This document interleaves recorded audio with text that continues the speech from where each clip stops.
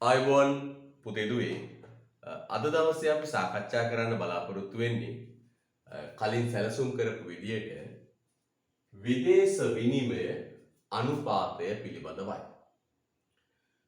Foreign exchange rate සමනින් ආර්ථික විද්‍යා ප්‍රශ්න පත්‍රයේ 7 වෙනි ප්‍රශ්නය යටතේ තමයි මේක ඉන්නේ. 7 වෙනි ප්‍රශ්නය හදන්නේ විදේශ වෙළඳාම විනිමය අනුපාතය ගෙවුම් ශේෂය ඇතුළු කරුණු වලින්. හරිද? right. එහෙනම් පටන් ගමු පුතේ. විදේශ විනිමය අනුපාතය. පුතේ වර්තමානයේ විනිමය අනුපාතය තීරණය වෙන්නේ අපි ගත්තොත් ඩොලර් විනිමය අනුපාතය තීරණය වෙන්නේ විදේශ විනිමය ඉල්ලුමත් විදේශ විනිමය සැපයුමත් තුලනය වෙනවා.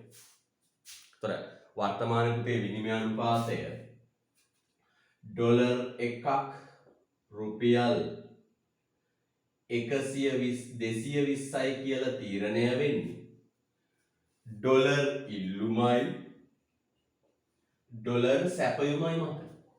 අර බාන්ඩ් එක මිල තීරණය වෙනවා වගේ පුතේ.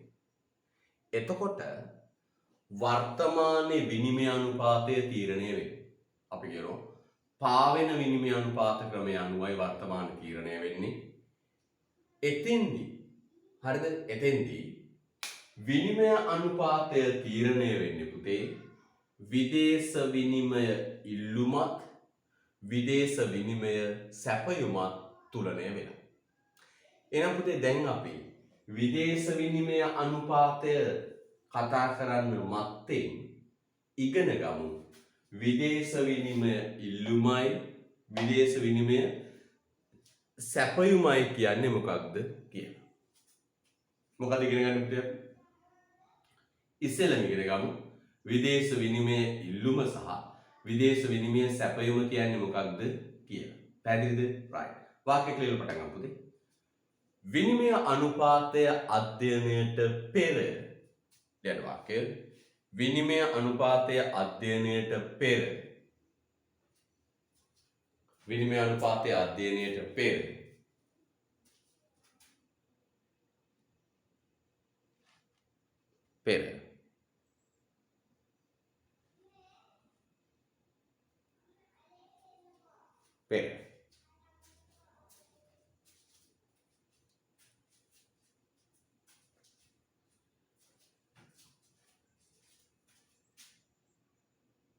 විදේශ විනිමය අනුපාතය අධ්‍යයනයට පෙර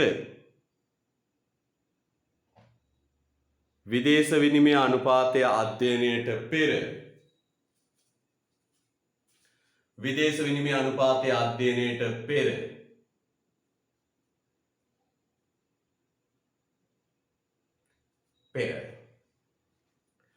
විදේශ විනිමය ඉල්ලුම හා සැපයුම පිළිබඳ විදේශ විනිමය ඉල්ලුම හා සැපයුම පිළිබඳ විදේශ විනිමය ඉල්ලුම හා සැපයුම පිළිබඳ අධ්‍යයනය කරමු. විදේශ විනිමය ඉල්ලුම හා සැපයුම පිළිබඳව අධ්‍යයනය කරමු. හරිද? අධ්‍යයනය කරමු. පුතේ වර්තමානයේ විනිමය අනුපාතය තීරණය වෙන්නේ අර පාවෙන විනිමය අනුපාත ක්‍රමය කියන විදිහට. අපි ඉස්සරහා සාකච්ඡා කරනවා. එතෙන්දි වෙන්නේ පුතේ වෙන්නේ විදේශ විනිමය ඉල්ලුමත් විදේශ විනිමය සැපයුමත් තුලනය වෙලා තමයි පුතේ විනිමය අනුපාතය තීරණය වෙන්නේ. එතෙන්දී එතෙන්දී අපි ඉස්සෙල්ලම පාඩමට එන්න කලින් අපිට අවබෝධයක් තියෙන්න ඕන. එහෙනම් විදේශ විනිමය ඉල්ලුම කියන්නේ මොකක්ද? විදේශ විනිමය සැපයුම කියන්නේ මොකක්ද? අපි ඩොලර් ඉල්ලන්නේ මොකටද? අපි ඩොලර් සපයන්නේ මොකටද කියන එක අපි ගැන අපිට හොඳ අවබෝධයක් තියෙන්න ඕන. මොකද තියෙන ලිව මාතෘකාව විදේශ විනිමය අනුපාතය අධ්‍යයනයට පෙර විදේශ විනිමය ඉල්ලුම හා සැපයුම අධ්‍යයනය කරමු. හරිද? විදේශ විනිමය ඉල්ලුම හා සැපයුම අධ්‍යයනය කරමු. right. ලියන්න මාතෘකාව පුතේ විදේශ විනිමය ඉල්ලුම ලස්සනට. විදේශ විනිමය ඉල්ලුම. විදේශ විනිමය ඉල්ලුම. ලියන්න. විදේශ විනිමය ඉල්ලුම. විදේශ විනිමය ඉල්ලුම. හරි. විදේශ විනිමය ඉල්ලුම. right. මම අහනවා පුතාගෙන මාතෘකාව ලියන්න විදේශ විනිමය ඉල්ලුම. මම අහනවා පුතාගෙන් මෙන්න මෙහෙම. අපේ රටේ මුදල් ඒකකයක් තියෙනවනේ රුපියල්. අපේ රටේ මුදල් ඒකකයක් තියෙනවා මොකද්ද? රුපියල්. මම අහන ඔබේ ප්‍රශ්නය අපේ රටේ මුදල් ඒකකයක් තියෙද්දි අපේ රටේ රුපියල් කියන මුදල් ඒකකය තියෙද්දි ඇයි අපි විදේශ රටක පාවිච්චි වන මුදල් ඒකකයක් වෙන ඩොලර් ඉල්ලන්නේ? ප්‍රශ්න. මම අහන මොකද? අපේ රට ඇතුලේ රුපියල් කියන මුදල් ඒකකය තියෙද්දි ඇයි අපි විදේශ රටක භාවිතා වන මුදල් ඒකකයක් වන ඩොලර් ඉල්ලන්නේ ඇයි? කල්පනා කරන්න. ඇයි අපි ඩොලර් ඉල්ලන්නේ? අපි ඩොලර් ඉල්ලන්නේ පුතේ මෙන්න මේකට. මොකද? අපිට විදේශවලට ගෙවීම් කරන්න. අන්න ගෙවීම් කරන්න තමයි අපි පුතේ ඩොලර් ඉල්ලන්නේ. අපි ලංකාවේ වාණිජ බැංකු පද්ධතියට ගිහිල්ලා පුතා දන්නවා වාණිජ බැංකුවකට විතරක් කරන්න පුළුවන් සුවිශේෂී කාර්යයන් දෙකක් තියෙනවා. මොකද්ද පුතේ? එකක් තමයි ඉල්ලුම් තැන්පතු පවත්වාගෙන යාම. දෙවෙනි එක තමයි විදේශ විනිමය ගනුදෙනු. ඒතර විදේශ විනිමය ගනුදෙනු සහ හරි ඉල්ලුම් තැන්පතු පවත්වාගෙන යන්න පුළුවන් වාණිජ බැංකු වලට විතරයි. පුතා ඒක දන්නවා. දැන් අපේ රටේ මිනිස්සු වාණිජ බැංකු වලට ගිහිල්ලා ඩොලර් ඉල්ලන්නේ ඇයි? ඩොලර් ඉල්ලන්නේ පුතේ මොකටද? විදේශවලට ගෙවීම් කරන්න. අපේ රුපියල පුතේ විදේශිකයන්ට දුන්නට විදේශිකයෝ ගන්නෙ නේ. අපේ රුපියල් උන්ගේ රටවල රාංගි වැඩක් තියෙනවේ නේ. අන්න අපේ අය පුතේ ඩොලර් ඉල්ලන්නේ විදේශවලට ගෙවන්න. හිතන්නකෝ මෙහෙම විදේශවලට ගෙවන්න. එහෙනම් කල්පනා කරන්න මෙහෙම. අපිට විදේශවලට සල්ලි ගෙවන්න වෙන අවස්ථා මොනවද? අපිට විදේශවලට මුදල් ගෙවන්න වෙන අවස්ථා මොනවද? මෙන්න පුතේ අවස්ථා ටික මොනවද? පළවෙනි එක තමයි විදේශ රටවලින් භාණ්ඩ ආනයනය කර ගැනීම සඳහා. මොකද අවස්ථාව පුතේ? විදේශ රටවලින් භාණ්ඩ ආනයනය කර ගැනීම සඳහා. අන්න භාණ්ඩ අපේ රටට ආනයනය කරන්න ගියාම ගෙවන්න ඕන. රුපියල් දුන්නට ගන්නවද? නෑ. අන්න පුතේ රුපියල් දීලා වාණිජ බැංකුවලේ මොනවද ඉල්ලන්නේ? ඩොලර් ඉල්ලනවා. ඇයි ඉල්ලන්නේ? ඇමරිකාවෙන් පිටිතොගයක් ගෙන්නෙව්වා ඒකට මුදල් ගෙවන්න. අන්න එහෙනම් ආනයනය කරන්න ඉල්ලනවා. දෙවෙනි එක විදේශ වලට සල්ලි ගෙවන්න වෙන අවස්ථා තව. අන්න අපේ රටේ ආයෝජනය කරලා ඉන්නවා පුතේ විදේශිකයෝ. අපි ඒකට කියනවා විදේශ ආයෝජන කියනවනේ. දැන් මේ විදේශ ආයෝජකයෝ අපේ රටේ ආයෝජනය කරලා තියෙනවා.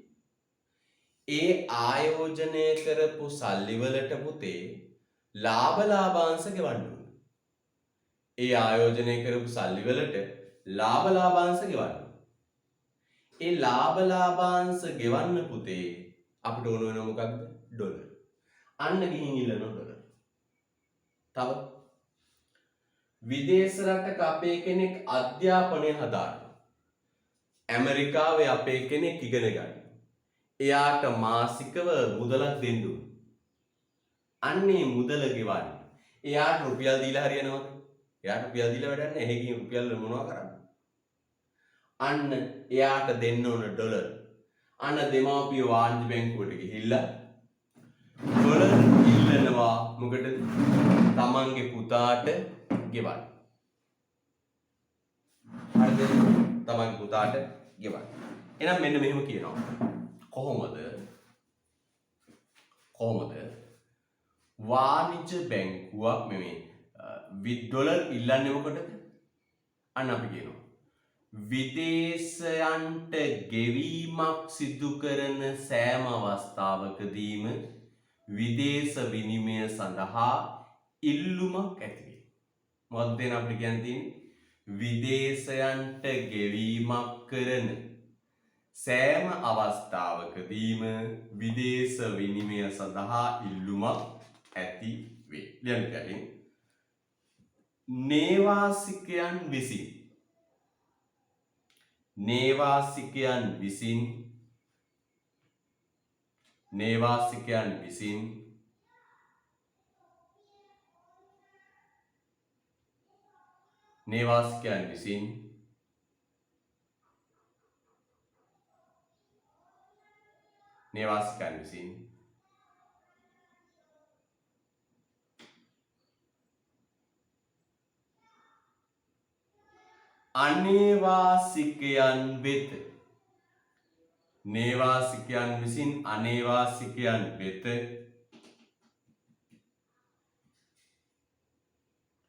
නේවාසිකයන් විසින් අනේවාසිකයන් වෙත රතු බැනතර ගන්න පුතේ. ගෙවීමක් සිදු කරන සෑම අවස්ථාවකදීම නේවාසිකයන් විසින් අනේවාසිකයන් වෙත ගෙවීමක් සිදු කරන සෑම අවස්ථාවකදීම නේවාසිකයන් විසින් අනේවාසිකයන් වෙත ගෙවීමක් සිදු කරන සෑම අවස්ථාවකදීම නේවාසිකයන් විසින් අනේවාසිකයන් වෙත ගෙවීමක්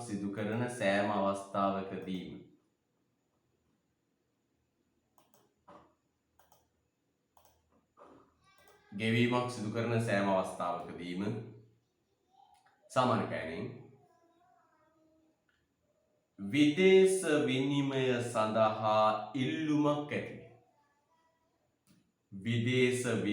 සඳහා ඉල්ලුමක් ඇති වේ.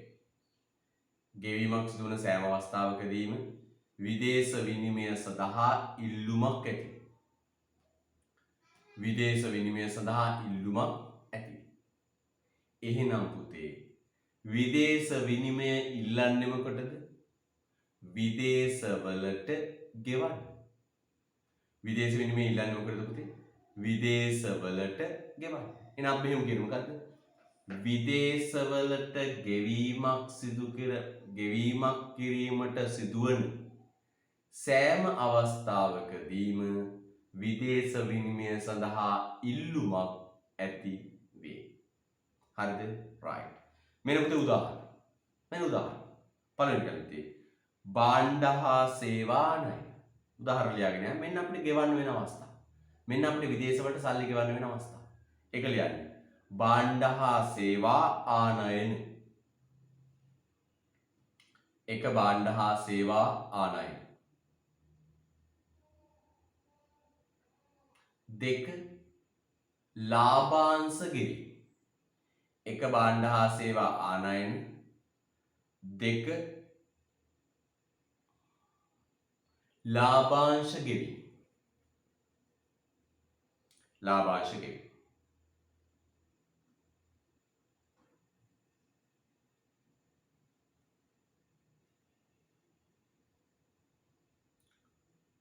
තුන්වෙනි එක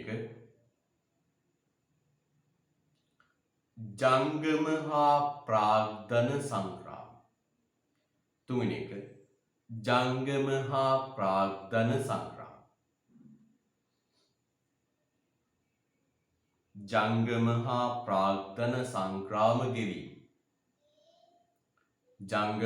ප්‍රාග්ධන සංග්‍රාම ගෙවීම.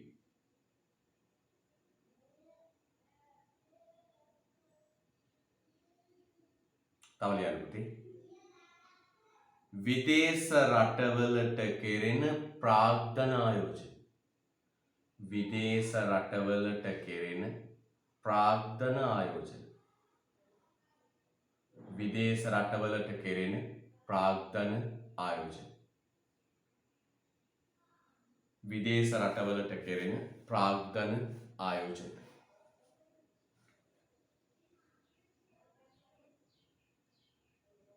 ඊළඟ විදේශ ණය සඳහා වාරික ගෙවීමට. විදේශ ණය සඳහා වාරික ගෙවීමට. විදේශ ණය සඳහා වාරික ගෙවීමට. විදේශ ණය සඳහා වාරික ගෙවීමට. අන්න තව පුතේ වුණා මොකටද? විදේශ ණයවලට මොනවා ගෙවන්නද? වාරික ගෙවන්න. විදේශ ණය සඳහා වාරික ගෙවීම. හරිද? right. ඔන්න ඔය අවස්ථාවලදී පුතේ අපි විදේශ විනිමය ඉල්ලනවා. තේරුම් ගන්න. ඔය අවස්ථාවලදී අපි විදේශ විනිමය ඉල්ලනවා. හරිද? right. yeah. ලේන මාතෘකාවේ විදේශ විනිමය සැපයීම. විදේශ විනිමය සැපයීම. ලස්සනයි. විදේශ විනිමය සැපයීම. විදේශ විනිමය සැපයීම. හරිද? හොඳයි. විදේශ විනිමය සැපයීම. මේ සියල්ල YouTube එකේ තියෙනවා. හරිද? මම මගේ ජීවිතේ කරපු හොඳම වැඩේ තමයි මේ කොරෝනා වෙලාවේ YouTube එක හදලා දරුවන්ට උගන්වන්න තීරණය කරපු එක. දැන් වීඩියෝ තියෙනවා 215ක්. වීඩියෝ 215ක් තියෙනවා.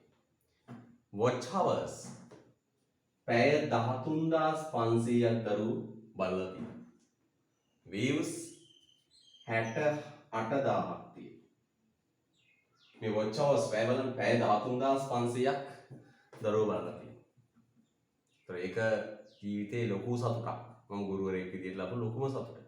සල්ලි හම්බ කරා පුතා. සල්ලි හම්බ කරා. ඒවයි සතුටක් නැහැ. සල්ලි හම්බ කරා වේදන් කළා ඒව ඉවරයි. හැබැයි මේ වගේ කොරෝනා මේ වගේ වෙලාවක මුදල් පසුබස හඹා යන්නේ නැතුව මේ කරපු වැඩේ දරුවෝ ගොඩක් දේවල් ඉගෙන ගත්තා.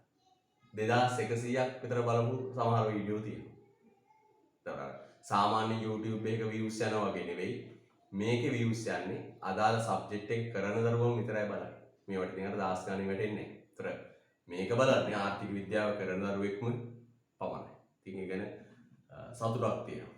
පැහැදිලිද? ඒ ගැන ලොකු සතුටක් තියෙනවා. කොහේ හරි දරුවෙක් පන්ති එන නොවන කොහේ හරි දරුවෙක් මොනවා හරි දෙයක් ඉගෙන ගන්නවා. තව මාස 6ක් 7ක් මේ විදිහට ඔන්ලයින් කරන්න වුණොත් සම්පූර්ණ විෂය නිර්දේශය YouTube එකේ තියෙනවා. හරිද?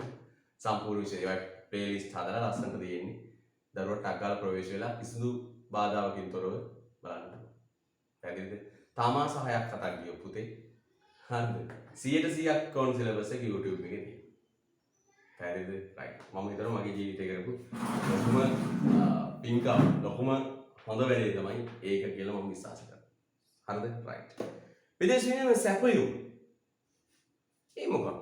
මේ බලන්න හොඳට. අපේ රටේ රුපියල් කියන මුදල් ලේඛකය පාවිච්චි වෙද්දී අපේ රටේ රුපියල් කියන මුදල් ලේඛකය පාවිච්චි වෙද්දී හරිද? අපේ රටේ රුපියල් කියන මුදල් ලේඛකය පාවිච්චි වෙද්දී විදේශිකයෝ උන්ගේ රටවල් වල තියෙන ඩොලර් කියන මුදල් ලේඛක විදේශ මුදල් ලේඛක අපේ රටට ගෙනල්ලා අපේ අය රටට සපයන්නේ මොකද? සපයන්නේ මොකද? නේද? විදේශිකයෝ උන්ගේ රටවල් වල මුදල් ලේඛක අපේ රටේ වාණිජ්‍ය බැංකුව වලට ගෙනල්ලා සපයන. වාණිජ්‍ය බැංකුව වලට දීලා කියනවා අපිට දෙන්න රුපියල්. හරිද? ඩොලර් කියන මුදල් ලේඛකය අපේ රටට ගෙනල්ලා අපේ රටේ වාණිජ්‍ය බැංකුව වලට දීලා රුපියල් අපේ සපයනවා. රටට ඩොලර් සපයනවා. මම අහනවා පුතාගේ මේක තේරුම මේ ඇයි මේ සපයන්නේ? මෙන්න මේක අපිට කතාව.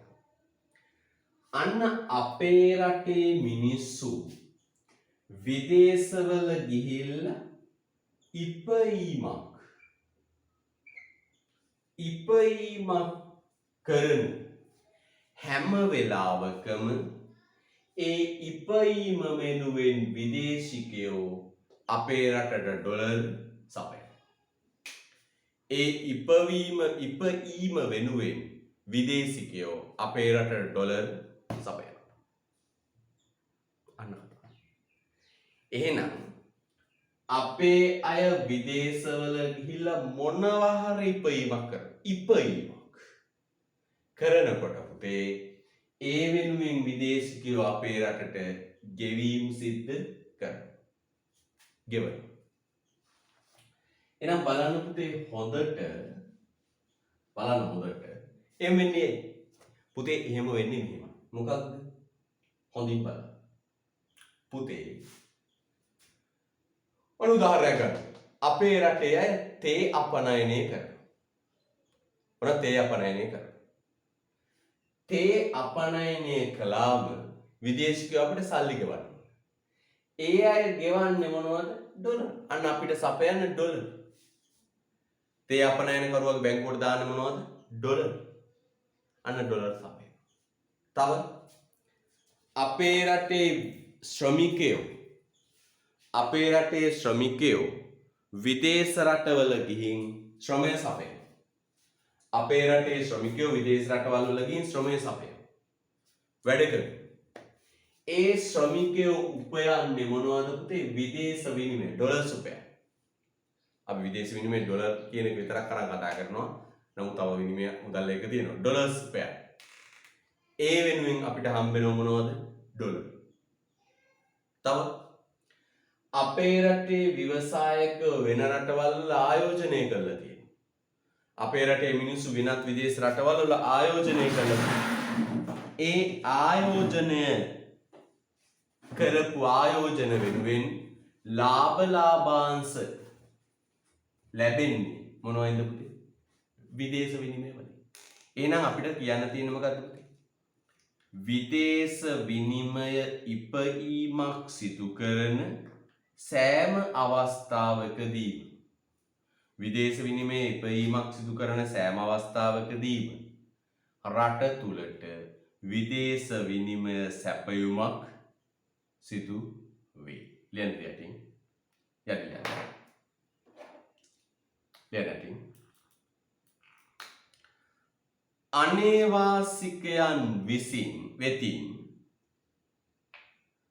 අනේවාසිකයන් වෙතින්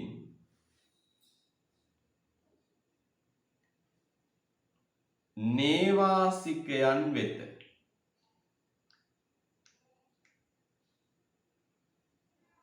අනේවාසිකයන් වෙතින් නේවාසිකයන් වෙත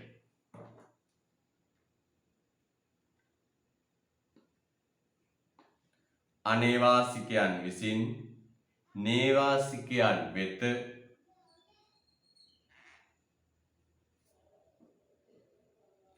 විදේශ විනිමය ලැබීමක් සිදුවන. විදේශ විනිමය ලැබීමක් සිදුවන.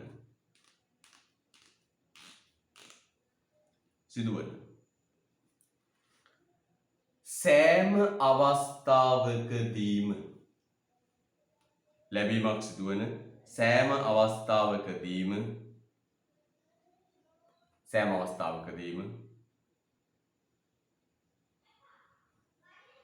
විදේශ විනිමය සඳහා සැපයුමක් ඇති වේ. සෑම අවස්ථාවකදීම විදේශ විනිමය සඳහා සැපයුමක් ඇති වේ. සෑම අවස්ථාවකදීම විදේශ විනිමය සඳහා සැපයුමක් ඇති වේ. විදේශ විනිමය සඳහා සැපයුමක් ඇති වේ. විදේශ විනිමය සඳහා සැපයුමක් ඇති වේ. විදේශ විනිමය සඳහා සැපයුමක් ඇති වේ. එනම්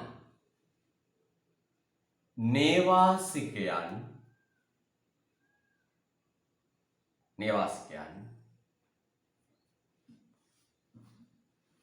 විදේශ විනිමය ඉපයීමක් විදේශ විනිමය ඉපයීමක් සිදු කරන සෑම අවස්ථාවකදීම විදේශ විනිමය ඉපයීමක් සිදු කරන සෑම අවස්ථාවකදීම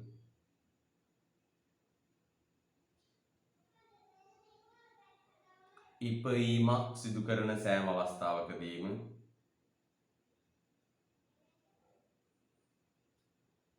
විදේශ විනිමය සඳහා සැපයුමක් ඇති ඉපයීමක් සිදු කරන සෑම අවස්ථාවකදීම විදේශ විනිමය සඳහා සැපයුමක් ඇති හරිද සැපයුමක් ඇති වේ මෙන්න පුතේ උදාහරණ ලෙඩ උදාහරණ භාණ්ඩ හා සේවා අපනයන භාණ්ඩ හා සේවා අපනයන භාණ්ඩ හා සේවා අපනයන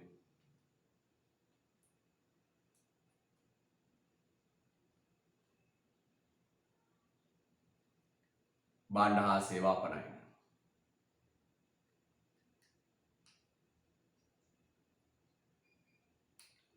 විදේශ ණය හා ආධාර ලැබී විදේශ ණය හා ආධාර ලැබී විදේශ ණය හා ආධාර ලැබී විදේශ ණය හා ආධාර ලැබී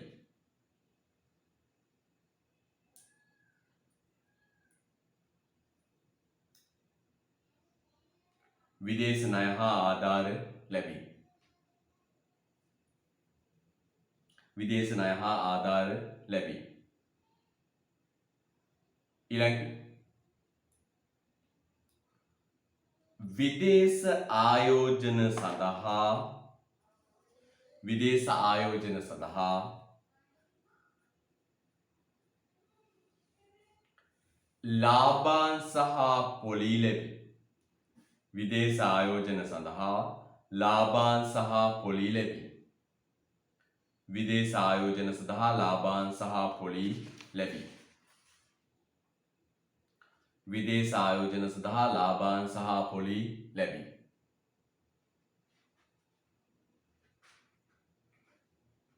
විදේශ ආයෝජන සඳහා ලාභාංශ හා පොලී ලැබී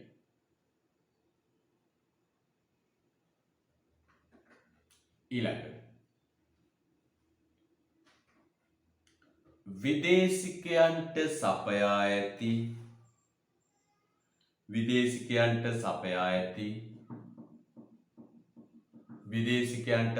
ඇති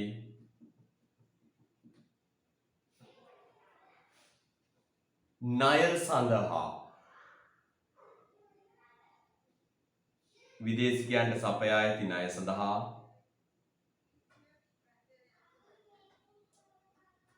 වාරික හා පොලී ලැබී විදේශිකයන්ට සපයා ඇති ණය සඳහා වාරික හා පොලී ලැබී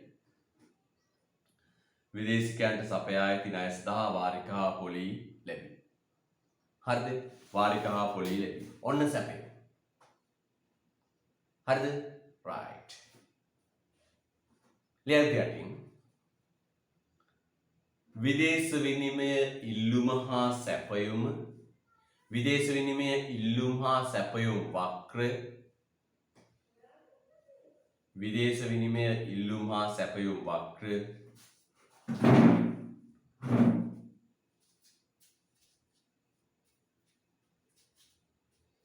සාමාන්‍ය භාණ්ඩයක ඉල්ලුම් සැපයුම් වක්‍ර විදේශ විනිමය ඉල්ලුම් හා සැපයුම් වක්‍ර සාමාන්‍ය භාණ්ඩයක ඉල්ලුම් හා සැපයුම් වක්‍ර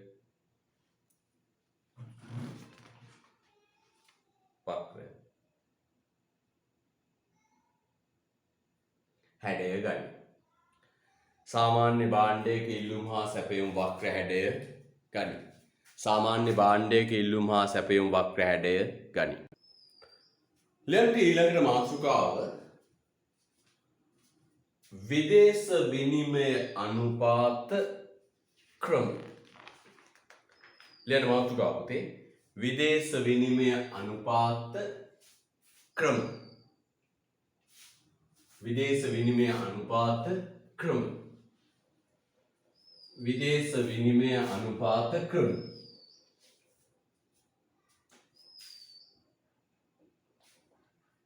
ක්‍රම. නැත්නම් තව වචනයක තන්ත්‍ර. එහෙමත් කියනවා. right.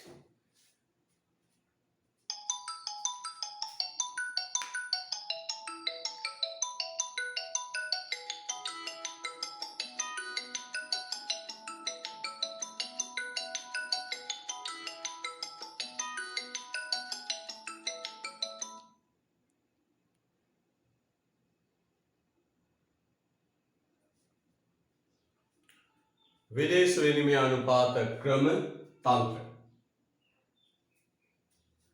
विदेश विनिमय अनुपात क्रम तंत्र.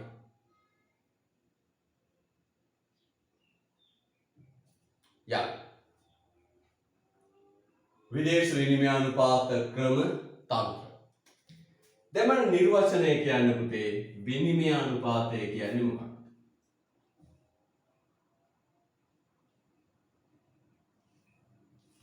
විනිමය අනුපාතය කියන්නේ මොකක්ද?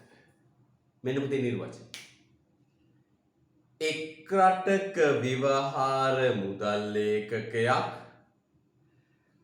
තවත් රටක ව්‍යවහාර මුදල් ඒකකයක් සමග හුවමාරු වන අනුපාතිකයයි. මේ ඩොලරය ඇමරිකාවේ මුදල් ඒකකය. රුපියල ශ්‍රී ලංකාවේ මුදල් ඒකකය. ශ්‍රී ලංකාවේ මුදල් ඒකකයක් ඇමරිකාවේ මුදල් ඒකකයක් එක්ක හුවමාරු වන රේට් එක තමයි පුතේ අනුපාතය තමයි විනිමය අනුපාතය කියලා කියන්නේ. එහෙනම් මොකක්ද පුතේ විනිමය අනුපාතය කියන්නේ? එක් රටක ව්‍යවහාර මුදල් ඒකකයක් තවත් රටක ව්‍යවහාර මුදල් ඒකකයක් එක්ක හුවමාරු වන අනුපාතය. ලියන්න ගැටින් කිසියම් රටක ව්‍යවහාර මුදල් ඒකකයක් කිසියම් රටක ව්‍යවහාර මුදල් ඒකකයක්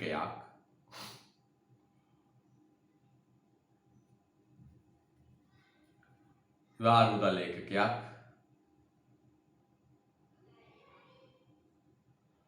වෙනත් රටක ව්‍යවහාර මුදල් ඒකකයක් සමග කිසියම් රටක ව්‍යවහාර මුදල් ඒකකයක් වෙනත් රටක ව්‍යවහාර මුදල් ඒකකයක් සමග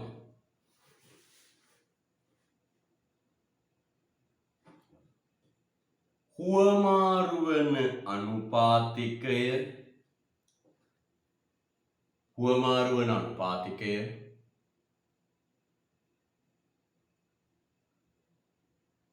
විදේශ විනිමය අනුපාතයයි.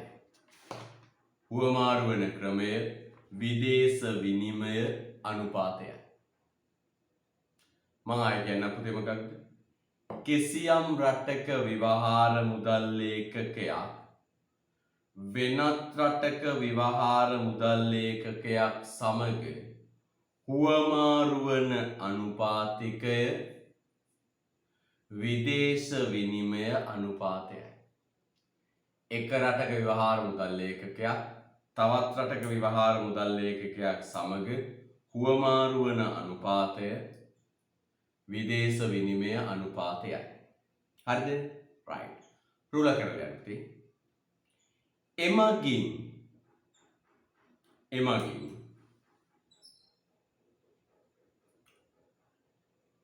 එක් මුදල් ඒකකයක මිල එමගින් එක් මුදල් ඒකකයක මිල එමගින් එක් මුදල් ඒකකයක මිල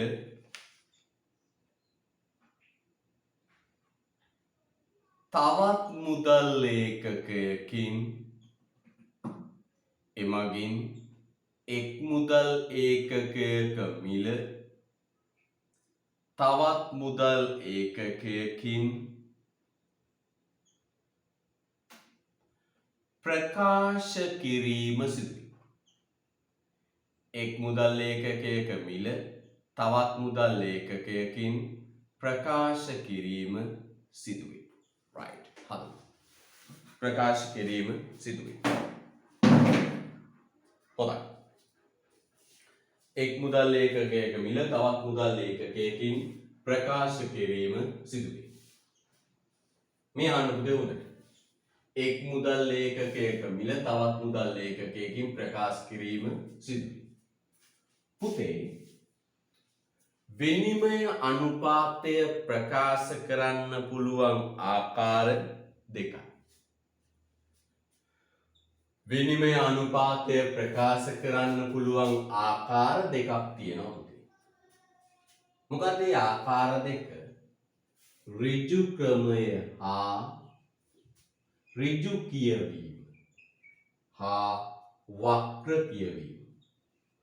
පළවෙනි එක ඍජු කියවීම, දෙවෙනි එක පුතේ වක්‍ර කියවීම. දෙවෙනි එක වක්‍ර කියවීම. මොකද එනම් විනිමය අනුපාතය කියන ක්‍රම දෙක. එක ඍජු කියවීම, දෙක වක්‍ර කියවීම. ඍජු කියවීම කියන්නේ මෙන්න මේකයි. විදේශ මුදල් ඒකකයක මිල $1 රුපියල් 250. අපි නිකන් ඉලක්කම කරමු රුපියල් 200.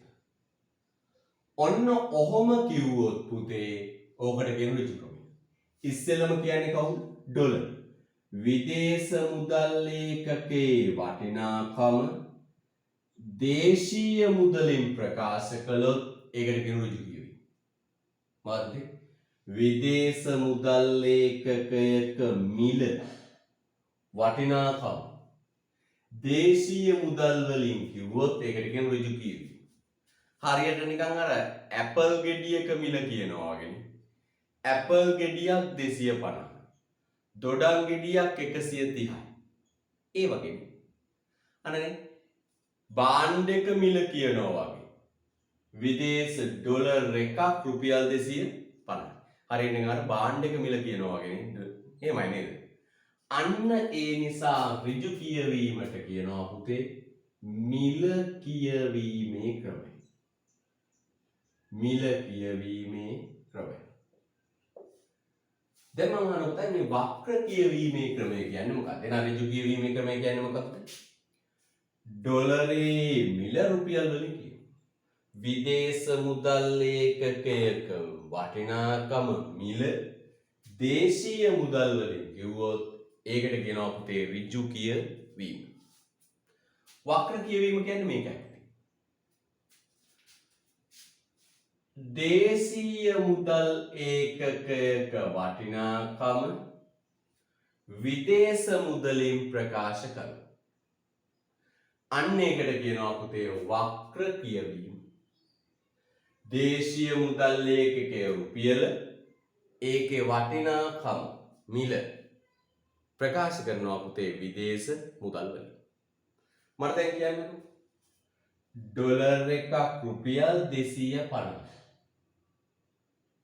නම් මං අහනවා පුතාගෙන් රුපියලක් ඩොලර් කීයද? රුපියලක ඩොලර් වටිනාකම කීයද? මොකද එහෙනම් මං අහුවේ ඩොලර් එකක් රුපියල් 250 නම් රුපියලක ඩොලර් වටිනාකම කීයද? හොයන්නේ පුතේ. අපි ඒකට කියනවා දේශීය මුදලේ විදේශ අගය. අපි ඔකට කියනවා මොකක්ද? දේශීය මුදලේ විදේශ අගය. දේශීය මුදල් ඒකකයක විදේශ අගය. කොහොමද හොයන්නේ? එක බෙදනවා පුතේ. එක කොයි මොකක්ද? ඩොලරේ. බෙදනවා 250. එක බෙදන්න 250. කීයද? නිකන් බලන්න.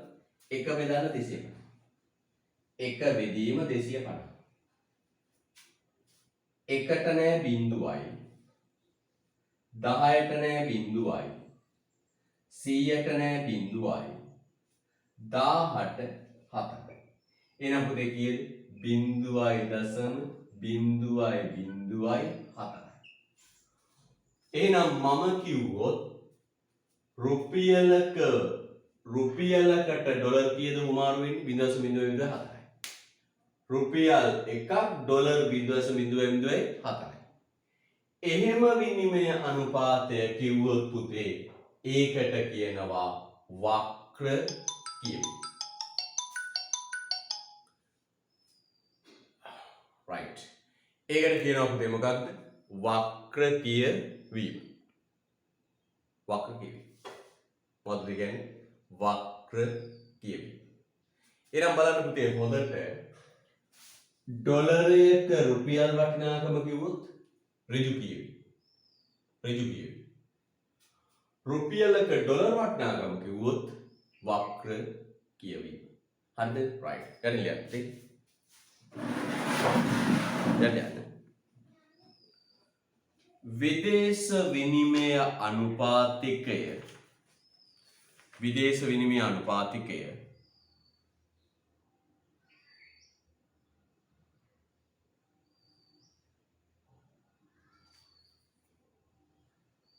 විදේශ විනිමය අනුපාතිකය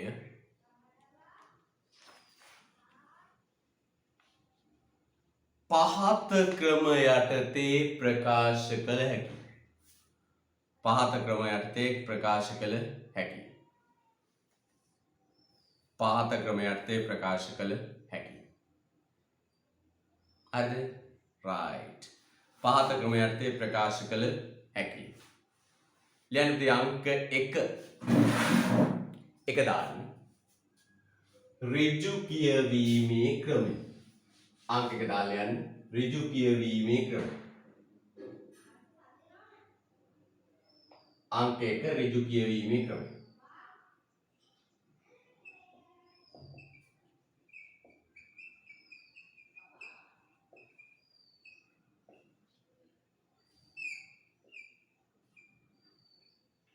ඒ යටතේ ලියන්න පුතේ. ඒ යටතේ ලියන්න. ඍජු කියවීමේ ක්‍රමය ඒ යටතේ ලියන්න. විදේශ ව්‍යවහාර මුදල් ඒකකයක මිල විදේශ ව්‍යවහාර මුදල් ඒකකයක මිල විදේශ ව්‍යවහාර මුදල් ඒකකයක මිල විදේශ ව්‍යවහාර මුදල් ඒකකයක මිල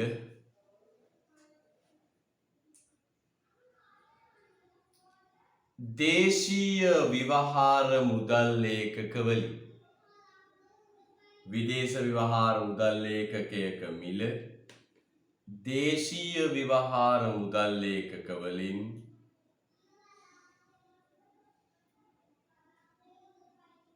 ප්‍රකාශ කිරීම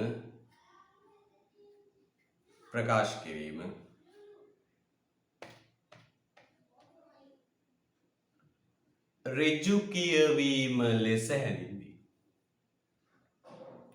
ඍජු කියවීම ලෙස හැඳින්වේ. විදේශ ව්‍යවහාර මුදල් ඒකකයක මිල දේශීය ව්‍යවහාර මුදල් ඒකකවලින් ප්‍රකාශ කිරීම ඍජු කියවීම ලෙස හැඳින්වේ. විදේශ ව්‍යවහාර මුදල් ඒකකයක මිල දේශීය ව්‍යවහාර මුදල් ඒකකවලින් ප්‍රකාශ කිරීම ඍජු කියවීම ලෙස හැඳින්වේ.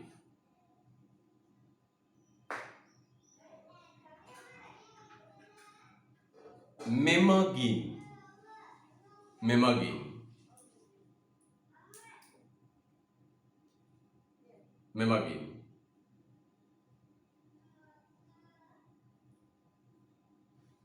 විදේශ මුදල් ඒකකයක් සමග මෙමගින් විදේශ මුදල් ඒකකයක් සමග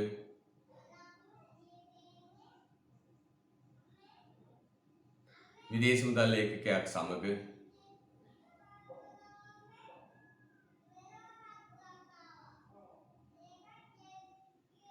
හුවමාරු වන මෙමගින් විදේශ මුදල් ඒකකයක් සමග හුවමාරු වන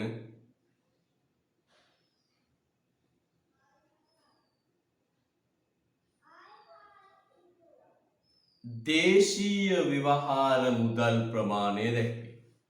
විදේශ විවහාර මුදල් ඒකකයක් සමග හුවමාරු වන දේශීය විවහාර මුදල් ප්‍රමාණය දැක්වේ. විදේශ විවහාර මුදල් ඒකකයක් සමග හුවමාරු වන දේශීය විවහාර මුදල් ප්‍රමාණය දැක්වේ. හරිද? දැක්වේ. right. හරි. හොඳයි. අංක දෙක දාලා මාතෘකාව ලියන්න. අංක දෙක වක්‍ර කියවීම. වක්‍ර කියවීම. වක්‍ර කියවීම. වක්‍ර කියවීම.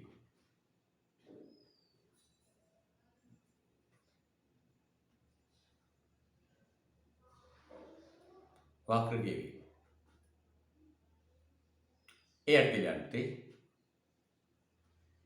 දේශීය විවහාර මුදල් ඒකකයක මිල. දේශීය විවහාර මුදල් ඒකකයක මිල. දේශීය විවහාර මුදල් ඒකකයක මිල.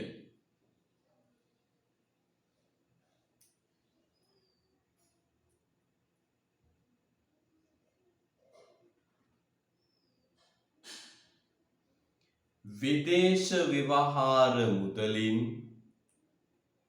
විදේශ විවහාර මුදලින්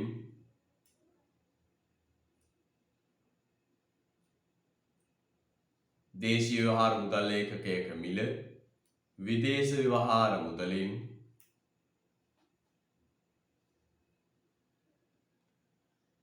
කොතරම්ද යන්න ප්‍රකාශ කිරීම. විදේශ විවහාර මුදලින් කොතරම්ද යන්න ප්‍රකාශ කිරීම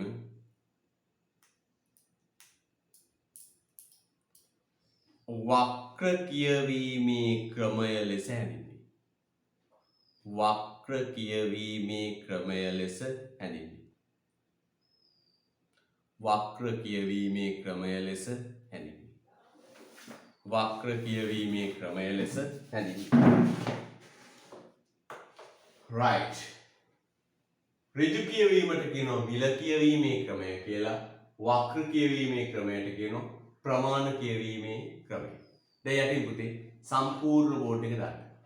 සම්පූර්ණ බෝඩ් එකේ තියෙන විදිහට දාන්න. යටින් සම්පූර්ණ බෝඩ් එකේ තියෙන විදිහට දාන්න.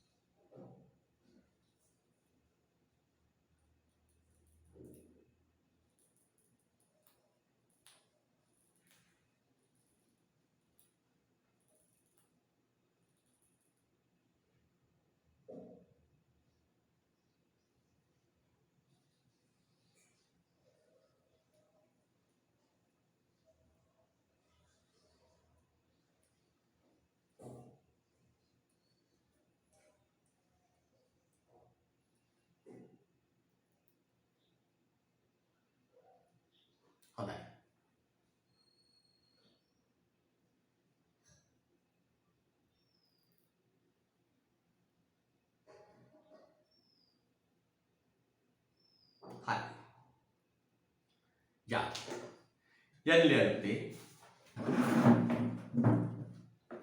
ලෝකයේ සෑම රටක්ම යටින් ඔක්කොටම යටින් ලියන්න. ලෝකයේ සෑම රටක්ම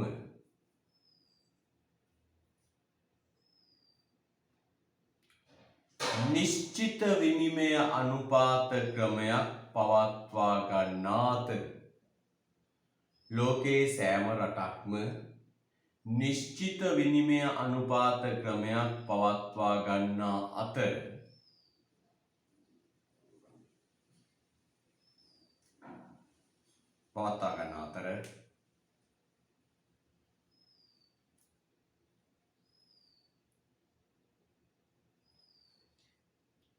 එම රටේ විනිමය අනුපාතිකය තීරණය වීම එම රටේ විනිමය අනුපාතිකය තීරණය වීම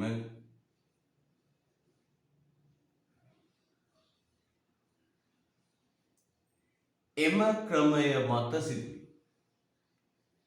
එම රටේ විනිමය අනුපාතිකය තීරණය වීම එම ක්‍රමය මත සිදුවේ.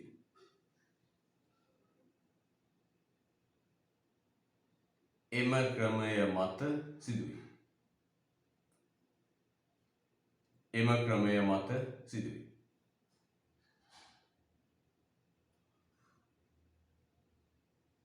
අයකනපතේ ලෝකයේ සෑම රටක්ම නිශ්චිත විනිමය අනුපාතික ක්‍රමයක් පවත්වා ගන්නා අතර එම රටේ විදේශ විනිමය අනුපාතිකය තීරණය වීම එම ක්‍රමය මත සිදුවේ. විනිමය අනුපාත ක්‍රම විනිමය අනුපාත ක්‍රම ඇලෙයිරක් තන්ත්‍ර විනිමය අනුපාත ක්‍රම ඇලෙයිරක් තන්ත්‍ර තුනක් විනිමය අනුපාත ක්‍රම ඇලෙයිරක් තන්ත්‍ර තුනක් හඳුනාගත හැකිය. විනිමය අනුපාත ක්‍රම ඇලෙයිරක් තන්ත්‍ර තුනක් හඳුනාගත හැකිය.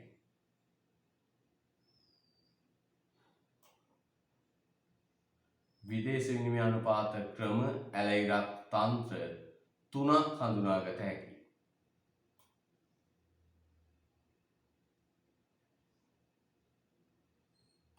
විනිමය අනුපාත ක්‍රම ඇලෙයිරක් තන්ත්‍ර තුනක් හඳුනාගත හැකිය.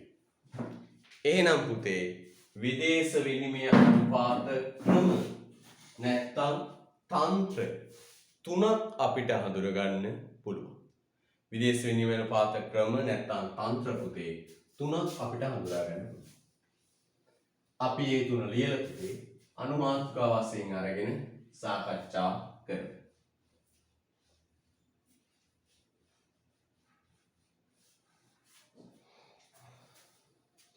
right. පළවෙනි එක තමයි පුතේ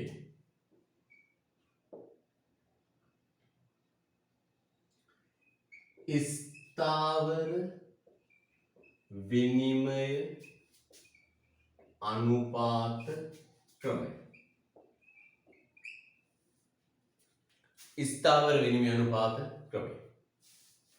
දෙවෙනි එක පූර්ණ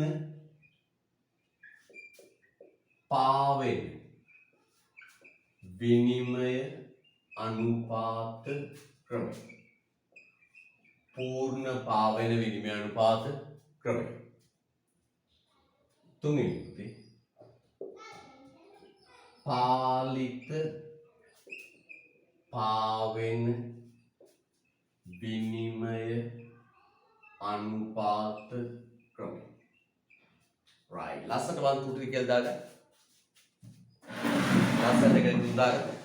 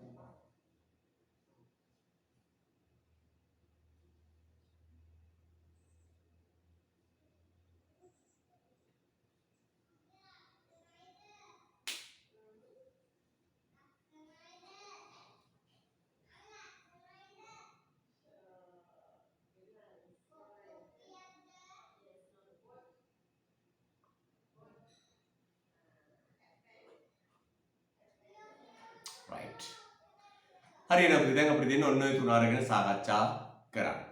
ස්ථාවර විනිමය අනුපාත තන්ත්‍ර ක්‍රමය, පාවෙන පූර්ණ පාවෙන විනිමය අනුපාත ක්‍රමය සහ පාරිත පාවෙන විනිමය අනුපාත ක්‍රමය. ඕකෙන් පුතේ මේ පාලිත පාවෙන විනිමය අනුපාත ක්‍රමය කියන්නේ අලුත් එකක් නෙවෙයි. මෙන්න මේ දෙකේ එකතු. පුතට මතකයි නේද? ධනවාදී ආර්ථිකයයි සමාජවාදී ආර්ථිකයයි දෙකේ එකතුව තමයි මොකක්ද? මිශ්‍ර ආර්ථිකය. ඒතර මිශ්‍ර ආර්ථිකයේ අලුත් concept නෑ. නේද? තියෙන්නේ අර දෙකේ එකතුව. ඒ වගේම පුතේ ස්ථාවර විනිමය අනුපාත ක්‍රමයේ පාවෙන විනිමය අනුපාත ක්‍රමයේ එකතුව තමයි පුතේ පාලිත පාවෙන විනිමය අනුපාත ක්‍රමය කියන්නේ. ඒක අලුත් එකක් නෙවෙයි. එනම් පුතේ අපිට කියන්න තියෙන ප්‍රධාන විනිමය අනුපාත ක්‍රම දෙකයි. මොකක්ද? ස්ථාවර විනිමය අනුපාත ක්‍රමයයි පූර්ණ පාවෙන විනිමය අනුපාත ක්‍රමයයි. පාලිත පාවෙන කියන්නේ මේ දෙකේ එකතුව. එනම් පුතේ අපි ගමු ඉස්සෙල්ලා ස්ථාවර විනිමය අනුපාත ක්‍රමය. අපි ගමු එහෙනම් ස්ථාවර විනිමය අනුපාත ක්‍රමය. ලස්සන අනුමාතුකවල යන්නේ ස්ථාවර විනිමය අනුපාත ක්‍රමය.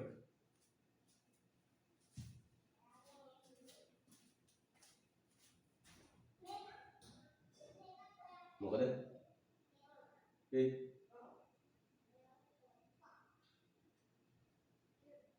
ඔලනේ. හරියට.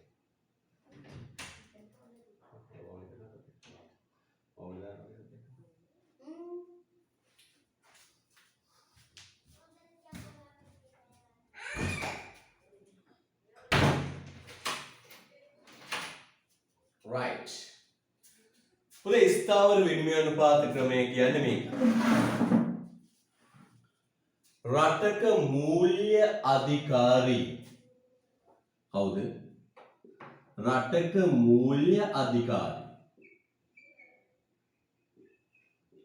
මූල්‍ය අධිකාරිය විනිමය අනුපාතය තීරණය කරලා පවත්වගෙන යනවා නම් අන්න ඒකට කියනවා ස්ථාවර විනිමය අනුපාතය. මොකක්ද ස්ථාවර විනිමය අනුපාතය කියන්නේ නම්? රටක මූල්‍ය අධිකාරිය විනිමය අනුපාතය තීරණය කරන පවත්වගෙන ඩොලරයට රුපියල් කීයක් ගෙවනවද? පවුමට රුපියල් කීයද? යූරෝ එකට කීයද? යෙන් එකට රුපියල් කීයද? වශයෙන් තීරණය කරලා පවත්වාගෙන යනවන අන්න ඒකට කියනවා ස්ථාවර විනිමය අනුපාත ක්‍රමය. ඔය විදේශ විනිමය ඉල්ලුම සැපයීම මත ඒ කතන්දරේ නෑ. මහ බැංකුව විනිමය අනුපාතය තීරණය කළා පවත්වාගෙන යනවා. නැවත දවසක වෙනස් කළොත් වෙනස් කරන්න පුතේ කවුද? මහ බැංකුවයි. හරිද? රයිට්. එහෙනම් අපි කියන මොකක්ද පුතේ? විදේශ විනිමය අනුපාතය රටේ මූල්‍ය අධිකාරිය විසින් මහ බැංකුව විසින් තීරණය කරනවා නම් අන්න ඒකට කියනවා ස්ථාවර විනිමය අනුපාත ක්‍රමය. ලියන්න යටින් මූල්‍ය අධිකාරිය විසින් මූල්‍ය අධිකාරිය විසින්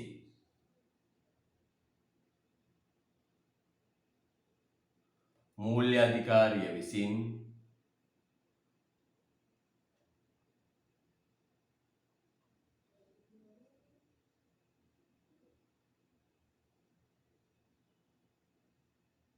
මූල්‍ය අධිකාරිය විසින්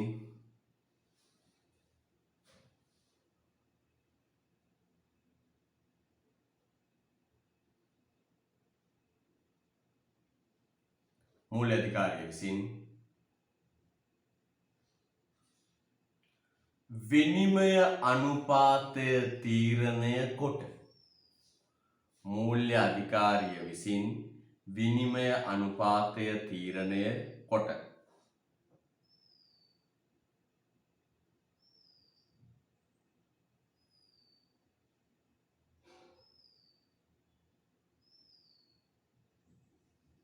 මූල්‍ය අධිකාරිය විසින් විනිමය අනුපාතය තීරණය කොට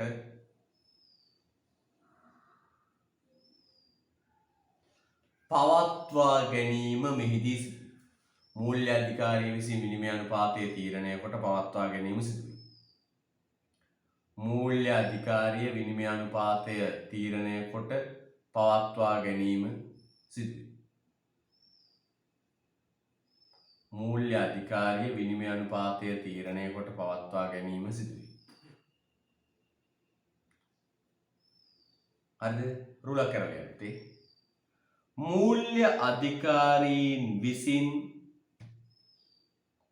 රුලක් කරලා යන්නේ. මූල්‍ය අධිකාරීන් විසින්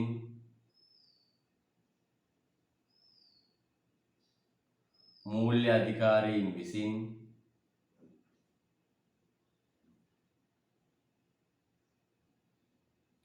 දේශීය ව්‍යවහාර මුදල් ඒකකයක මූල්‍ය අධිකාරීන් විසින් දේශීය ව්‍යවහාර මුදල් ඒකකයක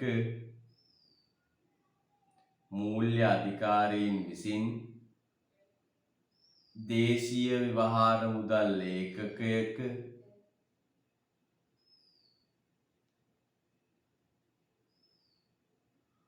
වටිනාකම තීරණය කොට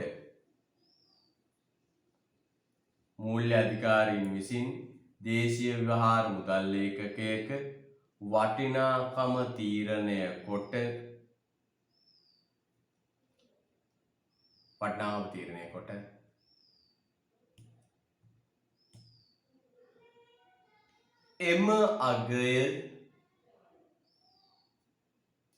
එම අගය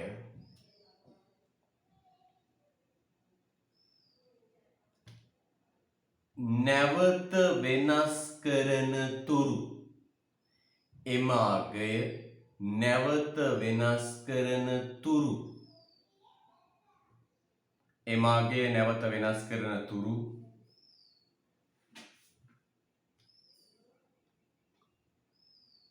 අඛණ්ඩව පවත්වාගෙන යාම එම අගය නැවත වෙනස් කරන තුරු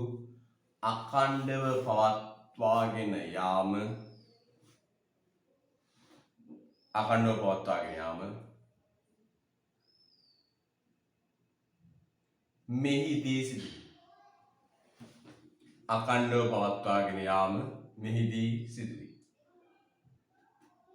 අඛණ්ඩව පවත්වාගෙන යාම මෙහිදී සිදුවේ. අඛණ්ඩව පවත්වාගෙන යාම මෙහිදී සිදුවේ. අඛණ්ඩව පවත්වාගෙන යාම මෙහිදී සිදුවේ. 1977ට පෙර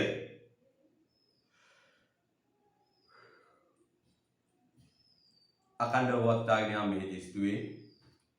1977ට පෙර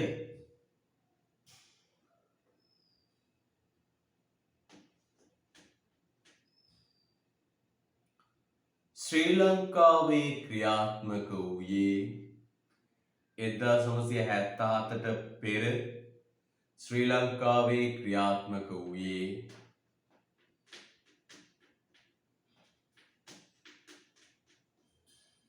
මෙම ක්‍රමයයි. 1977ට පෙර ශ්‍රී ලංකාවේ ක්‍රියාත්මක වූයේ මෙම ක්‍රමයයි. අන්න පුතේ 1977 කියන්නේ අපේ රටේ සන්ධිෂ්ඨානයක්. ඒ ව්‍යුත්තාර්ථිකය නිර්මාණය වෙන්නේ 1977.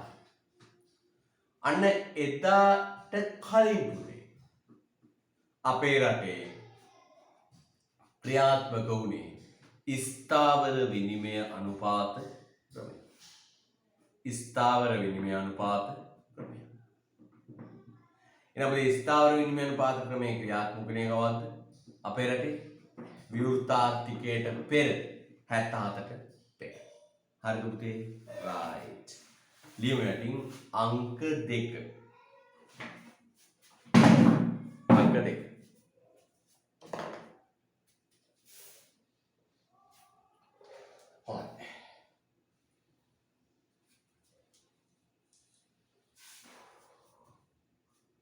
අංක දෙක ලියන්න පුතේ. පූර්ණ පාවෙන විනිමය අනුපාත ක්‍රමය. ලස්සන ලියන්න. පූර්ණ පාවෙන විනිමය අනුපාත ක්‍රමය. තව කියනවා පුතේ චල නම්ය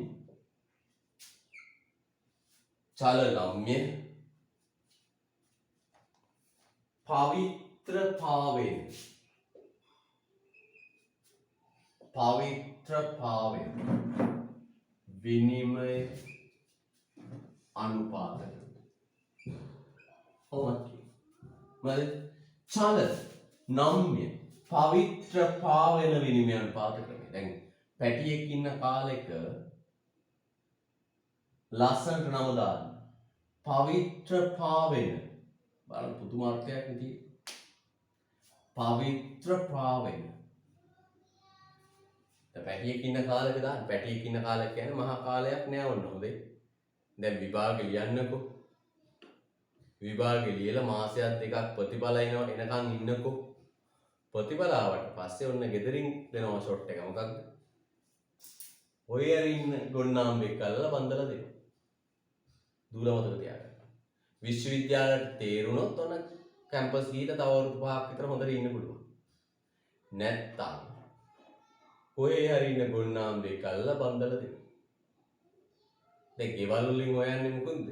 ගෙවල් වල අහු වෙනවා. වයර මොකෙක් හරි එකෙක් අල්ලලා බන්දලා දෙනවා. බීබත් එක්ක හරි නේ. ඔය පත්තරේ දැන්නීමක් දාලා කපුවෙක් අල්ලලා අන්න එහෙම දෙන්නේ. ආද හොඳ වැඩේ. ඒතර පට්ටපල් බොරු කියන්නේ. පත්තරේම දාලා වඳිනවනේ පට්ටපල් බොරු කියන්නේ. කපු මහතුරුම ඇවිල්ලා කියන්නේ පට්ටපල් වෙන බේබද්දු වෙවිලා කියනවා අරක්කු පොදක් කටේ තියන්නේ මේක. එහෙමයි කියන්නේ. හොඳ හද්දා අපචාරකාරයෝ වෙවිලා කියනවා මේක කිරිහට්ටියක් වාගේ ජීවිතයක් තියෙන කි. පට්ටපල් බොරු කිය. ඉතින් ගෙවල් වල එනකොට ඇත්තද අරක්කු පොදක් කටේ තියන්නේ නැද්ද? සිගරට්ටුව දැකලා නැද්ද? මීට කලින් ගෑන් ළමෙක්ගේ අතින් අල්ලලවත් නැහැ. එහෙම කියනවා. ඔන්න ඉතින් රැවටෙනවා. අපේ දූට හොයන්නෙත් අපි ඒ වගේ එකෙක් තමයි. නේද? අපේ දූට හෙව්වෙත් ඒ වගේ එකක් තමයි සුරා සූදුවෙන් අරක්කු දැකලවත් නැති කෙනෙක් තමයි අපේ දූ හොයන්නේ. ඔන්න එන බේබද්දෙකුට අහු වෙනවා. හාද? ඔන්න දූලගේ ඉදිරි අනාගතේ. මේක ඉතින් බැඳලා මාසයක් විතර යනකම් හොඳට ඉන්න. ඊට පස්සේ එන්නේ පුතේ අරක්කුනේ කසිප්පු ගහලා එන්නේ. ඌ කියලා තියෙන ඇත්ත ඉතින් අරක්කු බොන්නේ කසිප්පු ගහන්නේ. ඈ 12ට විතර කසිප්පු බීලා ගෙදර. ඇවිල්ලා ඉතින් දත් කෙස් වැටියෙන් අල්ලා දත් වැටියට පහර දෙන්න. පැහැදිලිද? එහෙනම් එවැනි විපත් වලින් මිදෙන්න අවස්ථාවක් ලැබිලමයි පුතාට. දූට. මොකක්ද අවස්ථාව? හොඳට පාඩම් කරලා විශ්වවිද්‍යාලය යන්න. අවුරුදු 5ක් ඉන්න. හොඳ මිනිස්සෙක් විවාහ වෙලා දැන් විශ්වවිද්‍යාල වලින් එළියට යන අය සුරා සුදුවෙන් තොරයි පුතා. නේද? විශ්වවිද්‍යාල වලින් එළියට යන අය සුරා සුදුවෙන් තොරයි. තාම කලාතුරකින් මේකේ බොන්නේ. හරිද? අන්න තවත් අවස්ථාවක්. දූලට ඉදිරියේදී වෙන්න පුළුවන් මහා විපතක් මගහරව ගන්න පුළුවන්. තමන්ට රසාවක් කළා. ඊට පස්සේ තමන්ට ඕන කෙනෙක් බැඳ ගන්න පුළුවන් ෂෝට්. තේරෙයි? තාත්ත ඉඳලා තව තවත් උනන්දු වෙන්න ඕන. නේද? තව තවත් උනන්දු වෙන්න ඕන. නිදිමතේ දවල් කාලේදී දවල් කාලේ නිදිමතේ ඇහැ පිය වෙනකොටම පේන්න ඕනටක් ගාලා බීපු මිනිහෙක් ඇවිල්ලා කොණ්ඩෙන් අල්ලලා ගහනවා. කනේ පාරවල් සටපට ගාලා. ටක් ගාලා බය වෙලා හැරිලා පාඩම් කරන්න ඕනේ. පැහැදිලිද? තේරෙනවද මම මේ එන අවදානම? ඒ අවදානමෙන් මිදෙන්න පුළුවන්. කැම්පස් එකකට විද්‍යාපීඨයකට ගියා. එහෙනම් මෙන්න පූර්ණ පාවෙන විනිමය අනුපාත ක්‍රමයේ චල විනිමය අනුපාත කියන්නේ. නම්‍ය විනිමය අනුපාත කියනවා. පවිත්‍ර පාවෙන විනිමය අනුපාත ක්‍රමය කියලා කියනවා. මෙතෙන්දි වෙන්නේ පුතේ මහ බැංකුවේ කිසිම මැදිහත් වීමක් නැහැ. මහ බැංකුවේ කිසිම මැදිහත් වීමක් නැහැ. අපි අර කතා කළානේ විදේශ විනිමය ඉල්ලුමයි සැපයුමයි. පාඩමට එන්ටර් උනේ අපි විනිමය අනුපාතෙන් නෙවෙයි. විදේශ විනිමය ඉල්ලුමයි සැපයුමයි කතා කරන්නේ. අන්න අර විදේශ විනිමය ඉල්ලුම ඩොලර් ඉල්ලුම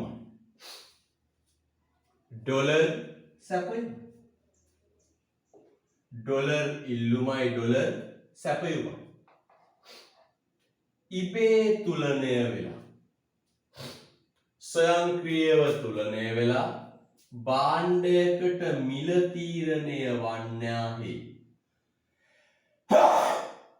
භාණ්ඩයකට මිල තීරණය වෙනවා වගේ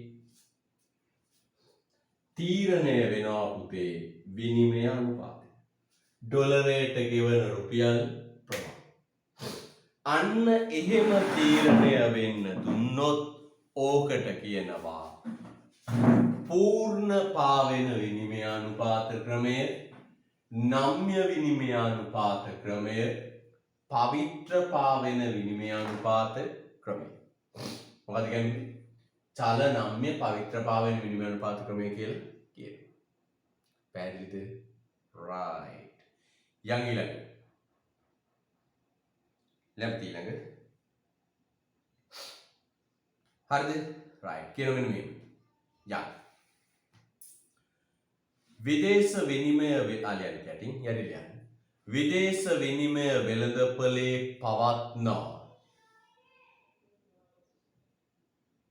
විදේශ විනිමය වෙළඳපොලේ පවත්නා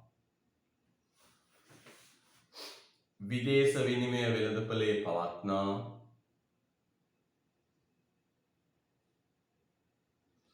විදේශ විනිමය වෙළඳපොලේ පවත්නා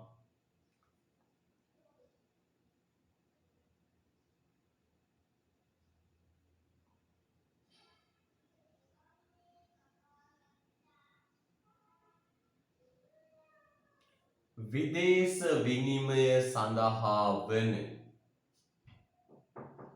විදේශ විනිමය වෙළඳපොලේ පවත්නා විදේශ විනිමය සඳහා වන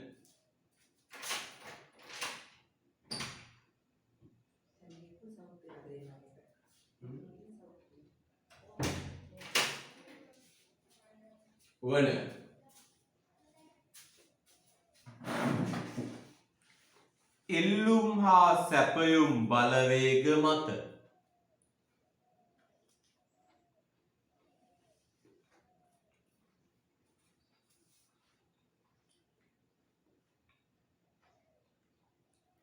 ඉල්ලුම් හා සැපයුම් බලවේග මත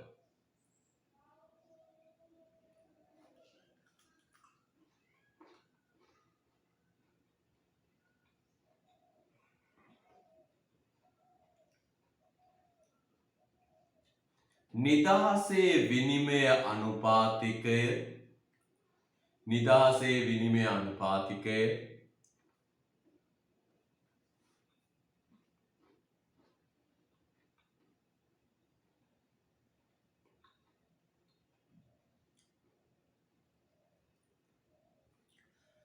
තීරණය වීමේ ක්‍රමයයි.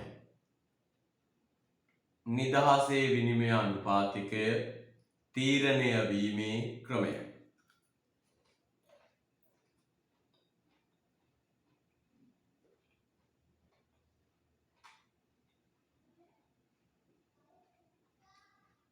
අය කියන්නම් විදේශ විනිමය වෙළඳපොලේ පවත්නා විදේශ විනිමය සඳහා වන ඉල්ලුම් හා සැපයුම් බලවේග මත නිදහසේ විදේශ විනිමය අනුපාතිකය තීරණය වීමේ ක්‍රමය. ආය කියන්නම් විදේශ විනිමය වෙළඳපොලේ පවත්නා විදේශ විනිමය සඳහා වන ඉල්ලුම් හා සැපයුම් බලවේග මත නිදහසේ විනිමය අනුපාතිකය තීරණය වීමේ ක්‍රමය. රුලක් අරින්න. मूल्य अधिकारी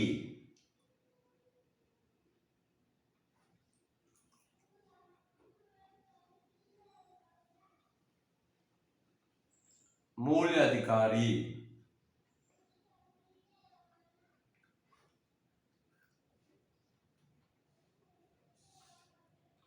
मूल्य अधिकारी කිසිදු මැදිහත් වීමකින් තොරව मूल्य अधिकारी කිසිදු මැදිහත් වීමකින් තොරව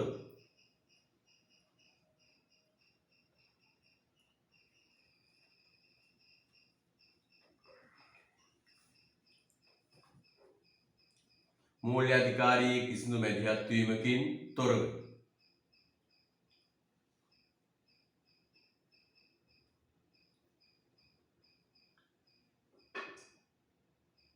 තොරව විනිමය අනුපාතිකය තීරණය වේ.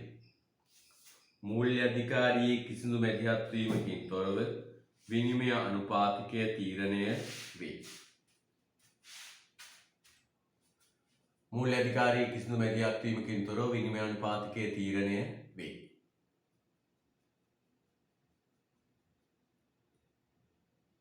मूल्य अधिकारी කිසිදු මැදිහත් වීමකින් තොරව විනිමය අනුපාතිකය තීරණය වේ. එතකොට යන්න.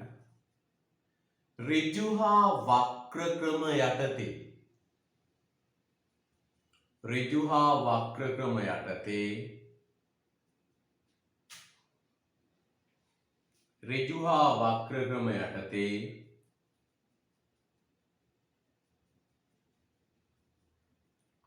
ඍජු හා වක්‍ර ක්‍රම යටතේ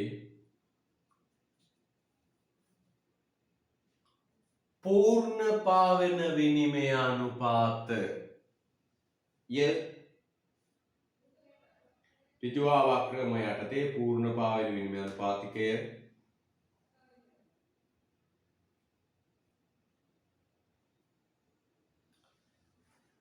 තීරණය වන ආකාරය ඍජු හා වක්‍ර ක්‍රම යටතේ पूर्ण පාවන විනිමය අනුපාතිකය තීරණය වන ආකාරය ඍජු හා වක්‍ර ක්‍රම යටතේ पूर्ण පාවන විනිමය අනුපාතිකය තීරණය වන ආකාරය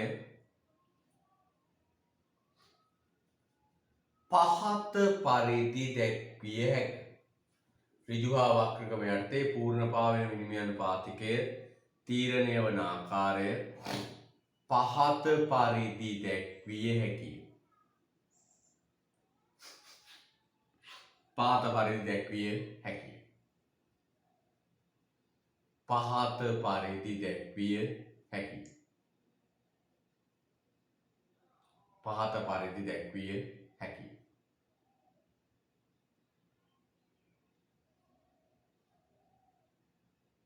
පහත පරිදි දැක්විය හැකියි. හොඳයි. පහත පරිදි දැක්විය හැකියි. යා. පහත පරිදි දැක්විය හැකියි. මේ අහන්න පුතේ ඔන්න. දැන් මේ ඍජු ක්‍රමයයි වක්‍ර කියයි යටතේ මෙන්න පුතේ විනිමය අනුපාතය තීරණය වන ආකාරය. ඍජු හා වක්‍ර ක්‍රම යටතේ මෙන්න විනිමය පාවෙන විනිමය අනුපාත තීරණය වන ආකාරය. ඊටාම වැදගත් රූපයක් අදින්නයි මේ සූදානම් වෙන්නේ.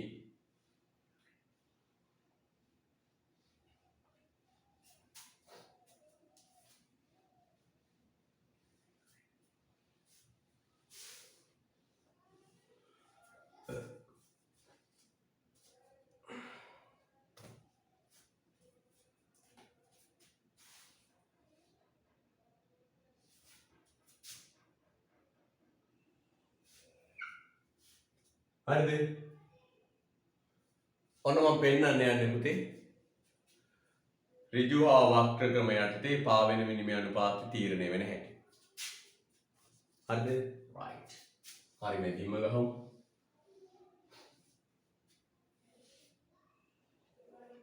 right. පොතේ ඍජු ක්‍රමය.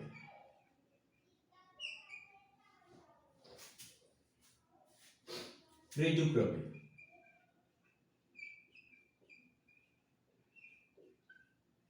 $1 රුපියල් 250. $1 රුපියල් 250. එහෙම කිව්වොත් ඍජු ක්‍රමය.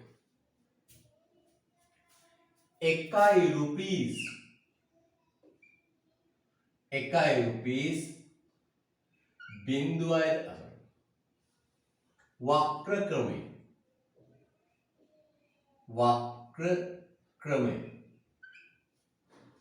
වක්‍ර ක්‍රමය කියන්නේ මොකක්ද පුතේ? මෙන්න 1 rupees 0.004 dollars. ඔහොම කිව්වොත් වක්‍ර ක්‍රමය. දැන් අපි බලමු කොහොමද තීරණය වෙන්නේ. මේක අපි කියවේ.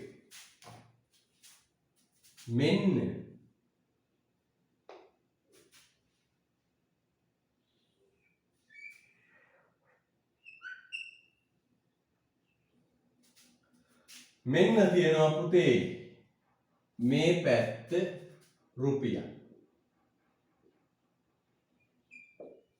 මේ පැත්ත ප්‍රමාණය ඩොලර්. මෙන්න පුතේ ඩොලර් ඉල්ලුම් වක්‍රය. මේ මොකක්ද? ඩොලර් ඉල්ලුම් වක්‍රය. ඩොලර් ඉල්ලුම් වක්‍රය. මම දාන්නම්කෝ S ඩොලර් ඉල්ලුම් වක්‍රය. ඩොලර් ඉල්ලුම් වක්‍රය. මේ තියෙන මොකද්ද? ඩොලර් ඉල්ලුම් වක්‍රය. මම අහන පුතාගෙන් ඩොලර් ඉල්ලන්නේ මොකටද? විදේශවලට ගෙවන්න. ඩොලර් ඉල්ලන්නේ මොකටද? විදේශවලට ගෙවන්න. අන්න විදේශ මුදල් ඉල්ලුම කතා කළානේ. අන්න බලන්න පිළිවෙලට ආවේ. බබ්තාට හරකට වගේ තේරුම් ගන්න ඕන නිසා පිළිවෙලට ආවේ. පෙළන්න ඉල්ලුම් වක්‍රයට විදේශ මුදල් විදේශ විනිමය ඉල්ලුම් වක්‍රය පෙළන්න. විදේශ විනිමය ඉල්ලුම් වක්‍රය පෙළන්න. විදේශ විනිමය ඉල්ලුම් වක්‍රය පෙළන්න. ඔන්න. මම එකක් ලියන්නම් පුතේ මතක් වෙන්නේ මොකක්ද? අපනයි. විදේශ විනිමය ඉල්ලන එකක් මම පුතාට මතක් වෙන ලියන්නම් අපනයි.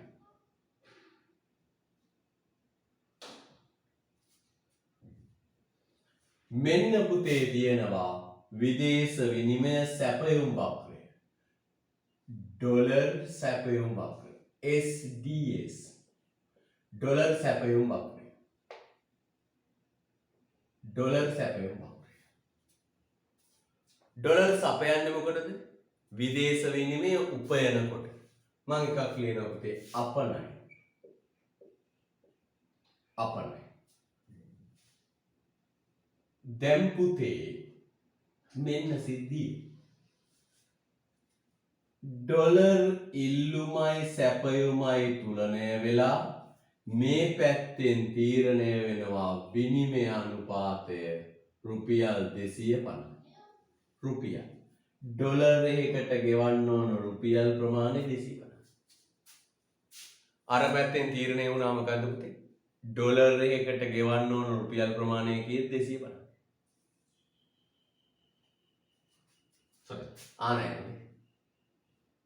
ආනයි පොඩක් ඩොලර් සපයන්නේ මොකටද? ඩොලර් ඉල්ලන්නේ ආනයන වලට, ඩොලර් සපයන්නේ අපනයන වලට. පොඩක් අඩුනවා. ඩොලර් ඉල්ලන්නේ ආනයන වලට, ඩොලර් සපයන්නේ අපනයන වලට. ඕන පොඩක් කළා. ආයෙ මම කියන්නම්කෝ. විදේශ විනිමය ඉල්ලන්නේ විදේශවලට ගෙවන්න. උදාහරණයක් මොකක්ද? ආනයි. ඩොලර් අපේ රට සපයන්නේ අපනයන වලට. මම ලිව්වා අපනයන. විදේශ විනිමය ඉල්ලුමයි සැපයුමයි තුලනය වෙලා මේ පැත්තෙන් තීරණය වෙනවා පුතේ විනිමය අනුපාතය කීයද? 250. මෙන්න පුතේ මේ පැත්තෙන් හුවමාරු වන ප්‍රමාණය තීරණය වෙනවා 5000යි ඩොලර්. හුවමාරු වන ප්‍රමාණය කීයද? 5000යි ඩොලර්. ඔන්න ඔහොම දැන් විනිමය අනුපාතය තීරණය වෙලා තියෙන මොකක්ද පුතේ? ඩොලර් 1ක් රුපියල් 250. ඔන්න ඔහොම විනිමය අනුපාතය තීරණය වුණොත් ඒකට කියන මොකක්ද? ඍජු ක්‍රමය. ඍජු ක්‍රමයේදී බලන්න ඩොලර් ඉල්ලුමයි ඩොලර් සැපයුමයි තුලනය වෙනවා. ඩොලර් ඉල්ලුමයි ඩොලර් සැපයුමයි තුලනය වෙලා. ඩොලරයකට ගෙවිය යුතු රුපියල් ප්‍රමාණය තීරණය වෙලා කීයද? රුපියල් 250. ඩොලර් ඉල්ලුමයි ඩොලර් සැපයුමයි තුලනය වෙලා ඩොලරයකට ගෙවන රුපියල් ප්‍රමාණය තීරණය වෙලා කීයද? රුපියල් 250. මේ පැත්තෙන් තීරණය වෙනවා පුතේ හුවමාරු වන ඩොලර් ප්‍රමාණය කීයද? 5000. ඕකේ අර්ථය මෙන්න මේකයි. මොකක්ද අර්ථය? විනිමය අනුපාතය 1 ඩොලර්ස් රුපියල් 250 වෙනකොට ඩොලර් ඉල්ලුම රටින් පිට වෙනවා ඩොලර් කීයක්ද? පිට වෙනවා ඩොලර් 5000. ඉල්ලුම රටට ඩොලර් සපයනවා කීයක්ද? ඉල්ලුම රටට ඩොලර් සපයනවා කීයක්ද? 5000. සැපෙන ඩොලර් සැපෙන. එහෙනම් පුතේ බලන්න හොඳට. දැන් මොකද වෙන්නේ? ඩොලර් සැපයුම ඩොලර් ඉල්ලුම. ඩොලර් සපයන්නේ මොකටද? අපනයන වලට. ඩොලර් ඉල්ලන්නේ මොකටද? ආනයන වලට. ඩොලර් ඉල්ලුමයි සැපයුමයි තුලනය වෙලා තීරණය වෙනවා මොකද පුතේ? ඩොලරයකට ගෙවන රුපියල් ප්‍රමාණය 250. තීරණය වෙනවා හුවමාරු වන ඩොලර් ප්‍රමාණය 5000. තීරණය වෙනවා හුවමාරු වන ඩොලර් ප්‍රමාණය 5000. ඒ අනුව පුතේ බලන්න ඩොලරයක හුවමාරු අනුපාතය රුපියල් 250යි කියලා තීරණය වුණාම හුවමාරු අනුපාතය රුපියල් 250යි කියලා තීරණය වුණාම රට ඇතුලේ රටින් පිට වෙන්නේ ඩොලර් 250යි මේ 5000යි රටට එන්නේ ඩොලර් 5000. සමතුලිත ප්‍රමාණය. බාන්ඩ් එක සමතුලිත වගේ. දැන් ඩොලර් ඉල්ලුම විදේශ වලට ගෙවන්නේ ඩොලර් 5000යි රට ඇතුලේ ඩොලර් සපයන්නේ 5000. ඉල්ලුමට සැපයුම සමානයි. right. දැන් පොත දෙකට බෙදලා මේ පැත්තේ මේ ටික දාලා මේකත් යටින් දාන්න. පොත දෙකට බෙදන්න ඔය වගේම ඍජු ක්‍රමයේ වක්‍ර ක්‍රමයේ කියලා ලියන්න. මේ විදිහටම දාන්න. මේ විදිහටම බෝඩ් එක දාගන්න. මේක මෙතන යටින් දාන්න. right? ඉක්මන් කරමු.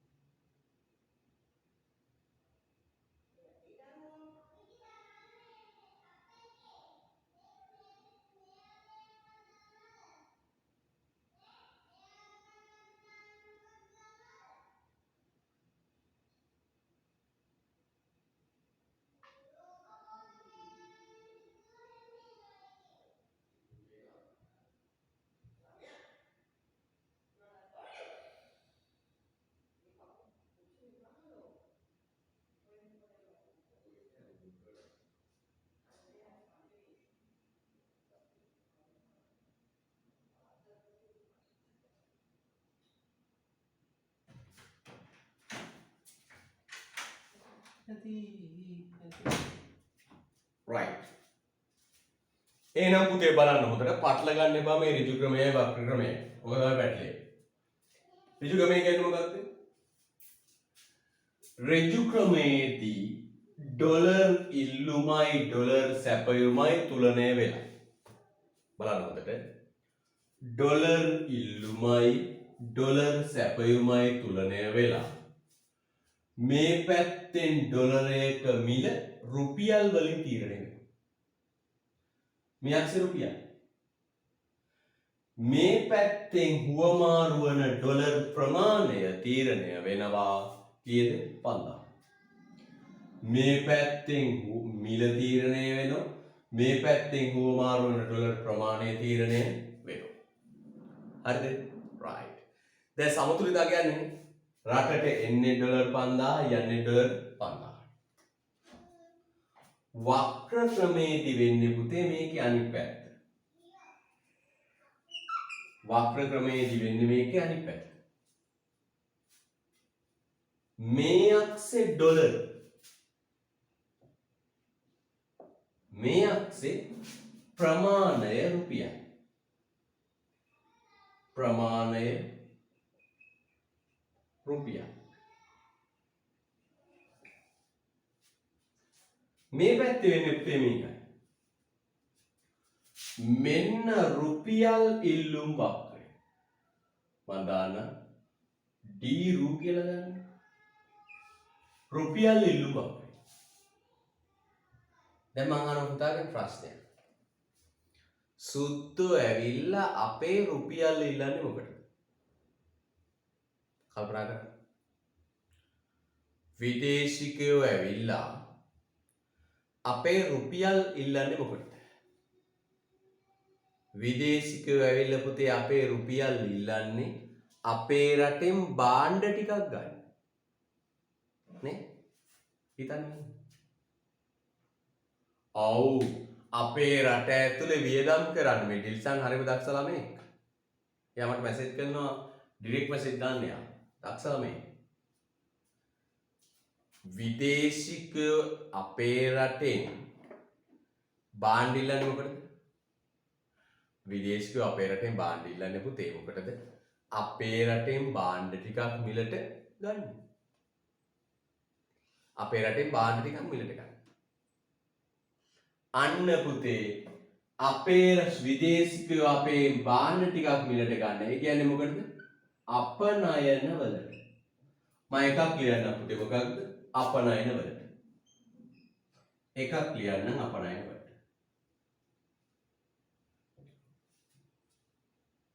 ඊට පස්සේ අපේ රටෙන් රුපියල් සපයන්නේ මොකටද? අපේ රුපියල විදේශිකයන්ට සපයන්නේ මොකටද පුතේ? අපේ රටේ රුපියල විදේශිකයන්ට සපයන්නේ විදේශවලට ගෙවන්න.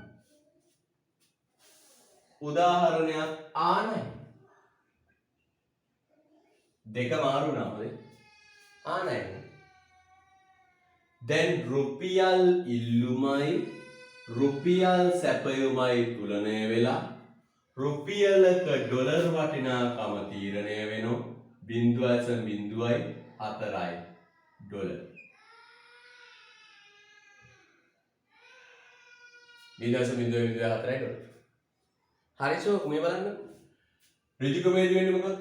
ඩොලර් ඉල්ලුමයි ඩොලර් සැපයුමයි තුලනය වෙලා ඩොලරයක මිල රුපියල් වලින් තීරණය. වක්‍රමයේදී ඩොලර් රුපියල් ඉල්ලුමයි රුපියල් සැපයුමයි තුලනය වෙලා රුපියලක වටිනාකම ඩොලර් වලින් තීරණය වුණා. අන්න ඒකට කියන වක්‍ර ක්‍රමය. දැන් මේක ලියන කොහොමද? 1 රුපීස් 0.04යි ඩොලර්. හරි සෝබල. ඩොලර් ඉල්ලුමයි ඩොලර් සැපයුමයි තුලනය වෙලා ඩොලරයක මිල රුපියල් වලින් තීරණය වුණා රුපියල් 250. රුපියල් ඉල්ලුමයි රුපියල් සැපයුමයි තුලනය වෙලා රුපියලක මිල ඩොලර් වලින් තීරණය වුණා ඩොලර් 0.04. මේ පැත්තෙන් හුවමාරු ප්‍රමාණය තීරණය වෙනවා 1,25,000යි රුපියල්. හරිද? right. ලස්සනද? හොඳට හිතන්න. හොඳට හිතන්න. හොඳට හිතන්න.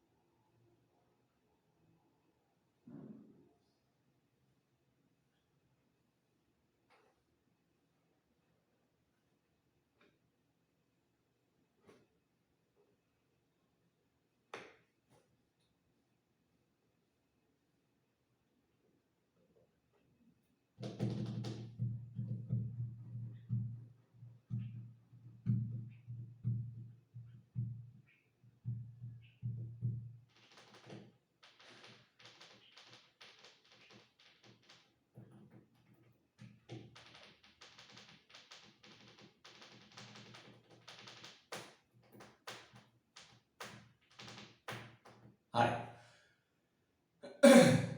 ඔන්න පුතේ ඍජු ක්‍රමයේ වක්‍රමය. එහෙනම් ඍජු ක්‍රමයේදී වෙන්නේ මොකක්ද?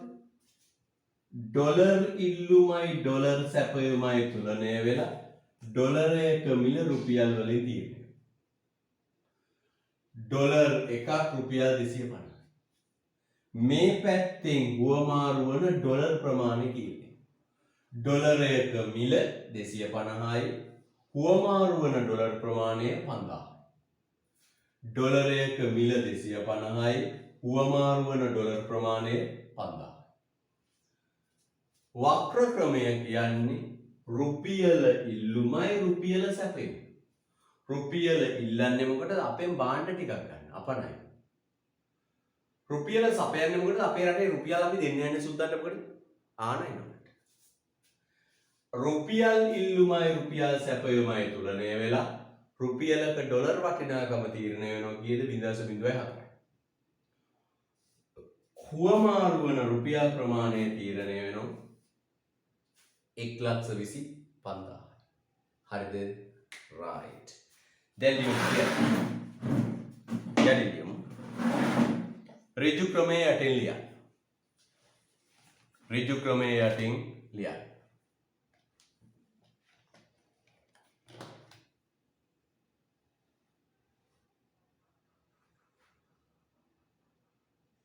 ඍජු ක්‍රමයේ යටින් ලියන්න. මෙතන e කියලා දාන්න, මේ සමතුලිත එකම e කියලා දාන්න. මෙතන e කියලා දාන්න. right. දැන් යන්නේ ඍජු ක්‍රමයේ යටින් ඩොලර් ඉල්ලුම් හා සැපයුම් වක්‍ර තුලනය වී ඩොලර් ඉල්ලුම් හා සැපයුම් වක්‍ර තුලනය වී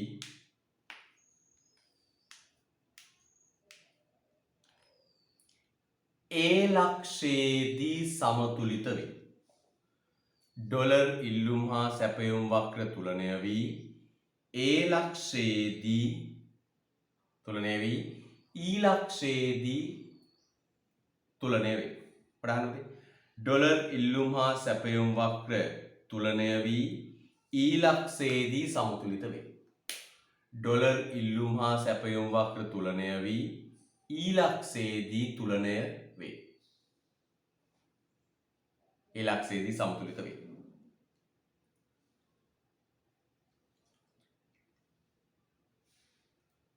විදේශ විනිමය අනුපාතය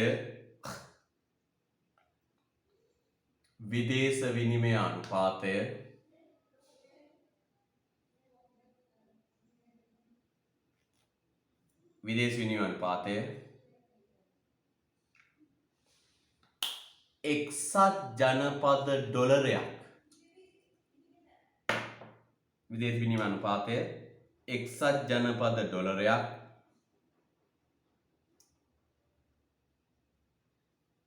රුපියල් 250ක් ලෙස තීරණය වී ඇත. එක්සත් ජනපද ඩොලරයක් රුපියල් 250ක් ලෙස තීරණය වී ඇත.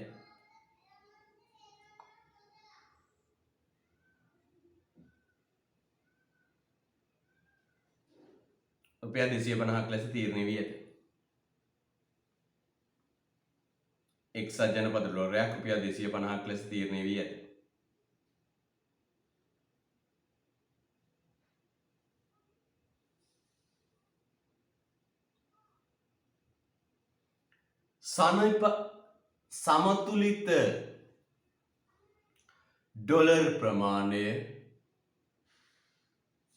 සමතුලිත ඩොලර් ප්‍රමාණය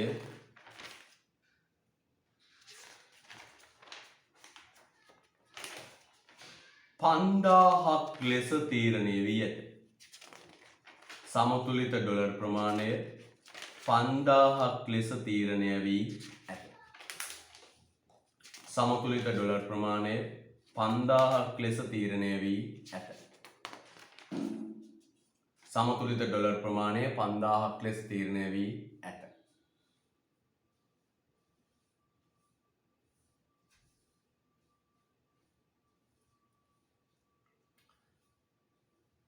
$5000ක් ලෙස තීරණය වී ඇත. 5000ක් ලෙස තීරණය වී ඇත. හරිද? right. 5000ක් ලෙස තීරණය වී ඇත. හරිද? right. ඍජු වක්‍ර ක්‍රමයේ පැත්තලියන්. වක්‍රමයේ පැත්තලියන්. රුපියල් ඉල්ලුම් හා සැපයුම් වක්‍ර තුලනය වී රුපියල් ඉල්ලුම් හා සැපයුම් වක්‍ර තුලනය වී රුපියල් ඉල්ලුම් හා සැපයුම් වක්‍ර තුලනය වී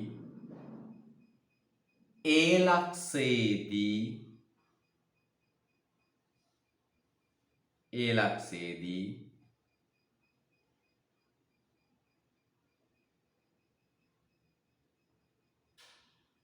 සමතුලිත වී ඇත. ඒ ලක්ෂයේදී සමතුලිත වී ඇත. ඊ ලක්ෂයේදී සමතුලිත වී ඇත. ඊ ලක්ෂයේදී සමතුලිත වී ඇත.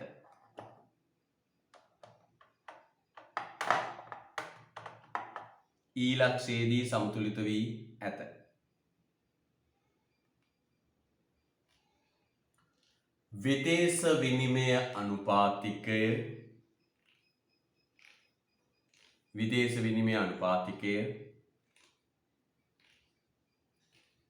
විදේශ විනිමය අනුපාතිකය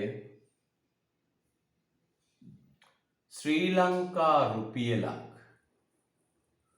විදේශ විනිමය අනුපාතිකය ශ්‍රී ලංකා රුපියලක් ඩොලර් 0.04ක් ශ්‍රී ලංකා රුපියලක් ඩොලර් 0.04ක්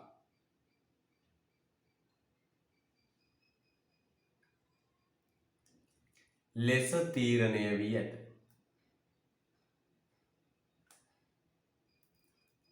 ඩොලර් 0.04ක් ලෙස තීරණය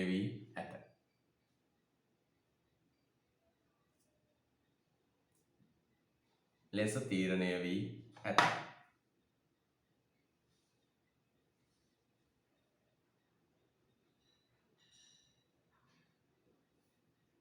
සමතුලිත ප්‍රමාණය රුපියල්.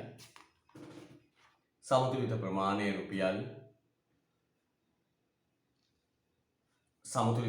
රුපියල් 1,25,000ක් ලෙස තීරණය වී ඇත. 1,25,000ක් ලෙස තීරණය වී ඇත. 1,25,000ක් ලෙස තීරණය වී ඇත. හරිද? right. 1,25,000ක් ලෙස තීරණය වී ඇත. හරිද? right. එහෙනම් පුතේ ඔන්න විනිමයානුපාතිකයේ පළමු කොටසයි ආවරණය කළේ.